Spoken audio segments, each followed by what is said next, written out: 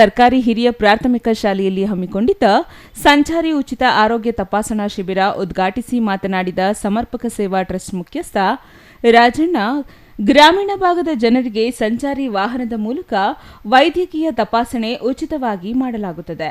ಎಲ್ಲರೂ ಶಿಬಿರದ ಪ್ರಯೋಜನ ಪಡೆಯುವಂತೆ ಕೋರಿದರು.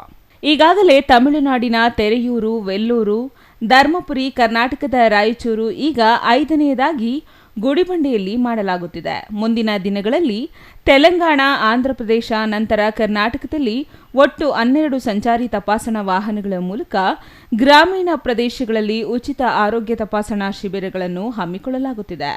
ಇದನ್ನು ಸದುಪಯೋಗಪಡಿಸಿಕೊಳ್ಳಬೇಕೆಂದರು. ಸಮರ್ಪಕ ಸೇವಾ trust, Vistar financial private limited ಹಾಗೂ ಲೋಕ ಕಲ್ಯಾಣ ಟ್ರಸ್ಟ್ ಜೊತೆಗೆ ರಾಘವೇಂದ್ರ ರೂರಲ್ ಮೆಡಿಕಲ್ ಮಿಷನ್ ಸಹಯೋಗದೊಂದಿಗೆ ಗ್ರಾಮೀಣ ಪ್ರದೇಶದಲ್ಲಿ ಸಂಚಾರಿ ಹಾಸ್ಪಿಟಲ್ ಮುಖಾಂತರ ಜನಗಳಿಗೆ ವೈದ್ಯಕೀಯ ವ್ಯವಸ್ಥೆಯನ್ನು ಪ್ರಾರಂಭ ಆಗ್ತದೆ. ಇದು ಉಚಿತವಾಗಿ ಕೊಡುವಂಥ ಒಂದು ವ್ಯವಸ್ಥೆ. ಗ್ರಾಮೀಣ ಪ್ರದೇಶ ಜನಗಳಿಗೆ ಅವಕಾಶ ಮಾಡಿಕೊಡ್ತಾ ಇದ್ದೀವಿ. ಎಲ್ಲರೂ ಇದನ್ನು ಉಪಯೋಗಿಸ್ಕೊಳ್ಬೇಕು ಅನ್ನೋದು ನಮ್ಮ ಅಭಿಲಾಷೆ. ಇದುವರೆಗೆ ಇದು 5ನೇ ವಾಹನ. ಈಗಾಗಲೇ ತಮಿಳುನಾಡಿನಲ್ಲಿ 3 ಈರೋಡು, ವೆಲ್ಲೂರು ಹಾಗೂ ಧರ್ಮಪುರಿಯೊಳಗೆ ಉದ್ಘಾಟನೆ ಮಾಡಲಾಗಿದೆ.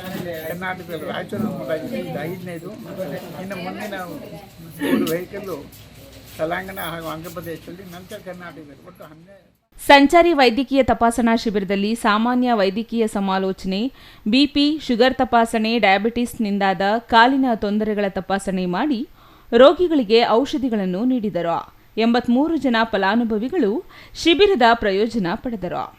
Satish Babu, CTV news, Gudibande.